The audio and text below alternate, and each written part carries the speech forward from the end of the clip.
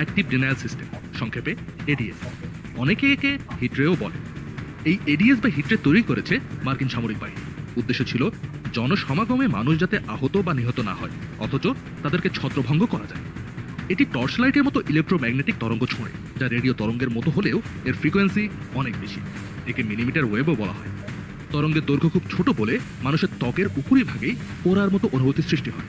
বেশিরভাগ মানুষ সঙ্গে সঙ্গে সরে গেলে তেমন ক্ষতি হয় না, গভীরভাবে পুড়ে যাওয়ার সম্ভাবনা কম। মূলত এই তীব্র ব্যথা মানুষকে বাধ্য করে দ্রুত ঘটনাস্থল ত্যাগ করতে, ফলে অন্য কোনো প্রাণঘাতী বা ক্ষতিকর উপায়ে মানুষকে সরাতে হয় না। এই প্রযুক্তির একটি বড় সুবিধা হলো এটি প্রাণনাশ না করে কাজ করতে পারে। যেসব জায়গায় মারাত্মক সংঘর্ষ হয় সেখানেও মানুষকে সরিয়ে দেওয়া যায় তুলনামূলক কম ক্ষয়ক্ষতির মাধ্যমে। সাধারণত পিপার স্প্রে বা টিয়ার শেল বা রবার বুলেট ব্যবহার করতে গেলে কাছে যেতে হয় বা অনেক মানুষের ওপর আলাদাভাবে ছুঁড়তে হয়, কিন্তু এই এডিএস প্রায় 500 মিটার পর্যন্ত দূর থেকে ব্যবহার করা যায় বলে জানা গিয়েছে। সবচেয়ে গুরুত্বপূর্ণ ব্যাপার হলো এই রশ্মি বন্ধ করে দিলে সঙ্গে সঙ্গে ব্যথাও চলে যায়। দীর্ঘস্থায়ী প্রভাব খুব কম ক্ষেত্রেই দেখা যায়। তবে এই হিটরি নিয়ে বিতর্ক বা সমালোচনাও কম। প্রথম কথা হলো, যে কোনো শক্তিশালী প্রযুক্তি অপব্যবহারের সুযোগ থাকলে ক্ষতির শঙ্কা থেকেই যায়।